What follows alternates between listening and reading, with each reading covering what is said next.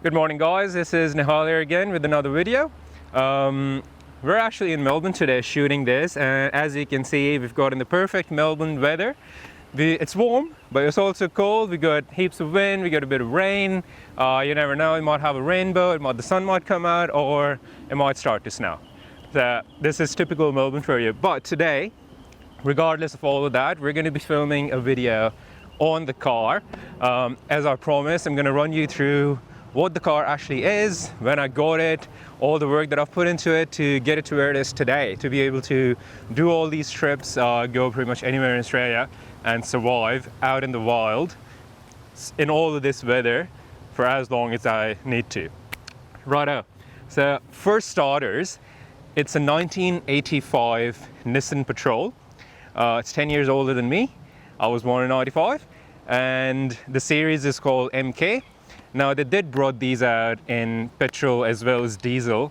Obviously this is a diesel motor and it's got a turbo on it from factory. So it's an MK series. The engine is SD33T, the T is for the turbo, which sort of comes around to why I named it Margarett. A lot of you have asked me about that, like why Margarett? I mean, it's a really old school name, you'd agree with that. And this is a very old school car. I mean, 1985, I'm sure there was a lot of people, there were a lot of ladies called Margaret or Elizabeth in that time. So getting the name from that, and then I wanted to name it something that starts with an M because of the MK series. So the M comes from that, the Margaret comes from that, and then I've added an extra T at the end of it because as the manufacturers of the car added an extra T in the engine number because an SD33T. So there's an extra T in Margarett. That's where the name Margarett comes from. Now I bought this old girl in October 2021. 2020 actually, sorry, October 2020 is when I bought it. And around that time I was sort of thinking about moving out of Melbourne, or going somewhere regional away from the city. And I had traveled around Tasmania previously and I loved it. So I was like, oh, if I do end up moving somewhere, I want to be able to have a car. I want to be able to take all my stuff with me, just pack it all up. So I started thinking about vans, but didn't really see myself as a van person. What I really sort of wanted was a good four-wheel drive that I can take off-road, pack heaps of gear in it, just pretty much take it anywhere. Started looking into GQ Patrols, the ones that came out in the 90s, because I mean they were the most popular ones. And I was like, oh yeah, a GQ Patrol, TD42, I don't know, NA, maybe with the turbo on it or something. That might be really cool. Always wanted to get a diesel, get a manual. Because that's, I don't know, they're just cool, they're just better. And then came across this listing. And I was just like, what is that? Like, it looks like a GQ, but it's not a GQ. It is pretty old. It's 1985. It had like 300,000 Ks on it, but it looked gangster. Like, it looked wicked. And I'm like, I can really see myself driving this thing.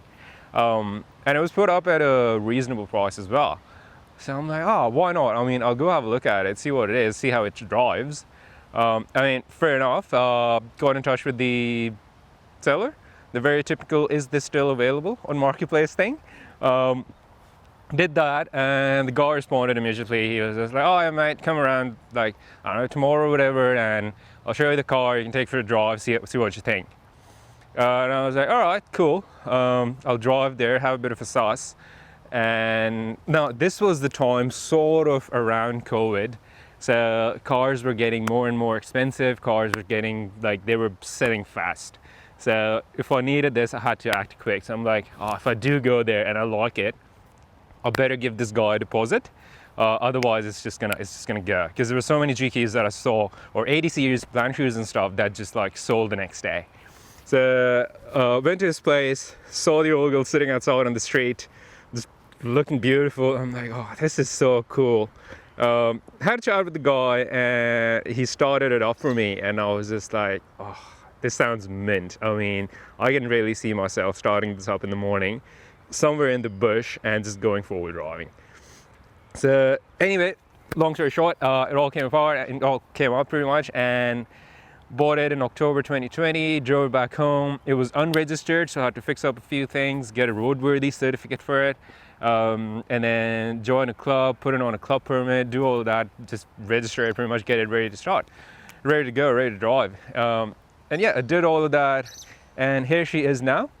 2024, almost October now, and I've put 4 years of work into it, a lot of time, a lot of money, and there's heaps of people that have helped me out along the way, making it all possible.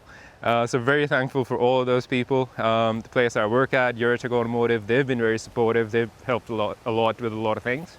But yeah, I'll give you a quick rundown of the car. I'll show you inside, outside, engine bay. We'll start her up for you. And yeah, come on, let's see how we go.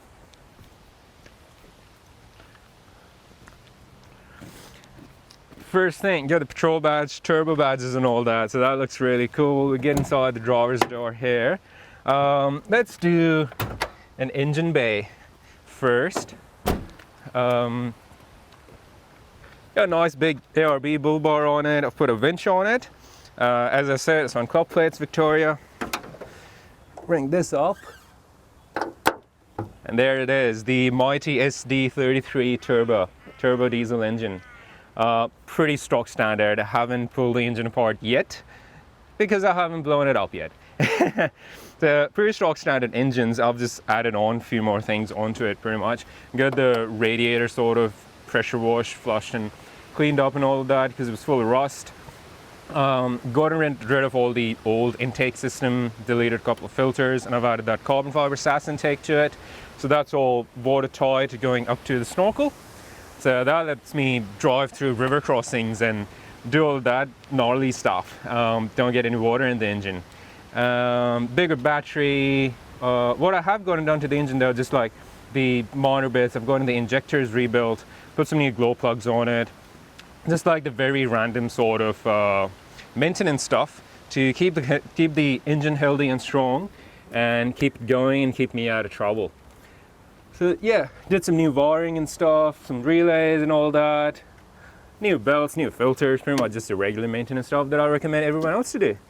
That's pretty much the engine bay. Got some massive spotlights here to, you know, afraid of the dark, so we'll just light everything up when we're driving it around at night. The winch is pretty cool, happy with that. Yeah, and then we'll sort of move on a bit inside, I reckon. So leave that one there. You know, just the usual, make it a bit tidy, make it a bit nicer, comfortable inside. Got some navigation systems going on. I've got a fridge right there as well. Yeah, this is pretty much it. It's just a few wirings there. I've got a seat massager in my driver's seat as well for those long drives. Like if I'm driving around for 4 hours, I'll turn the massager on and it heats it up. It gives a good, nice massage, so it keeps me going. Makes me want to fall asleep, but no, I don't do that. I've got some lights and everything here on the roof rack as well. Obviously, we've got awnings to keep us away, keep us safe from the rain and the wind and all that. Got some lights wired up for the campsite at night. And then this is just the back setup that I've sort of custom built, all of that myself. Lots of hours spent in that as well. You got some recovery gear, tools and everything underneath. Yeah, we'll come around from the other side and I'll show you how this all sort of works. So obviously the passenger door, some bits and pieces there, and then pretty much this, we've got some more recovery gear underneath, like an air compressor and snap straps and some gear for the winch and all that. But then this setup is pretty much like a bed base, but I've made it possible to have easy storage in here as well. So this lifts up. We've got tents here and sleeping bags and blankets and picnic rugs and all that. And this one lifts up, so you get easy access to everything. But on this side as well, all of this lifts up so that you can get in there, get to all the other stuff that you need to get to. Just like so that you're not sort of crawling underneath it and just pulling everything out. So just a bit of easy access there. And it packs away nicely, nice and smooth, so I can have my bed set up if I need to sleep inside.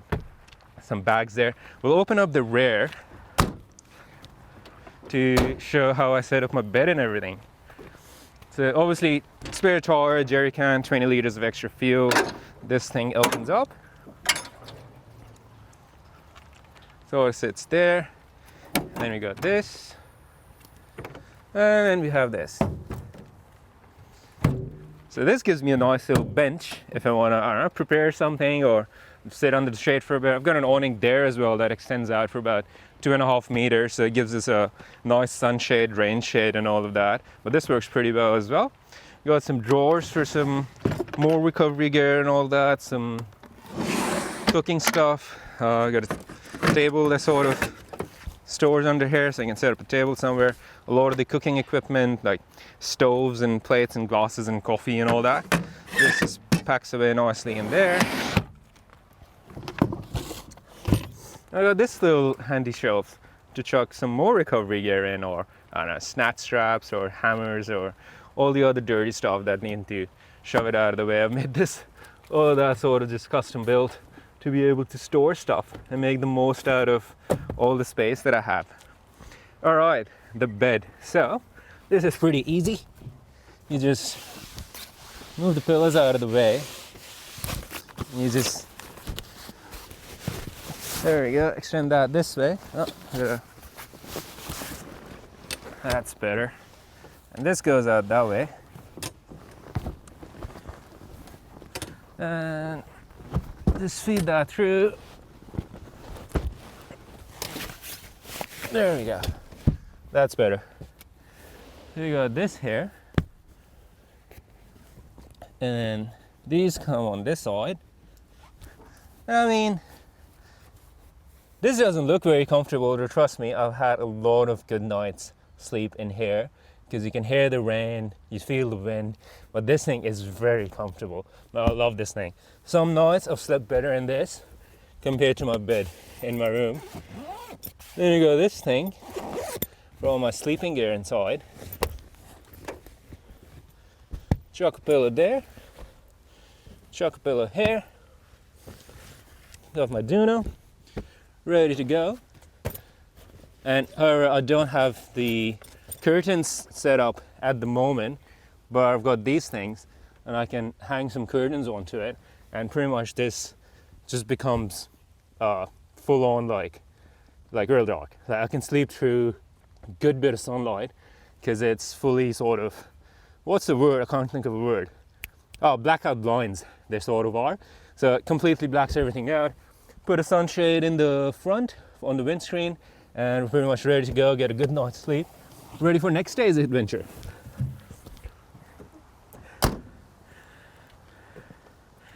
Right, that's sort of a very basic sort of touch up on the car.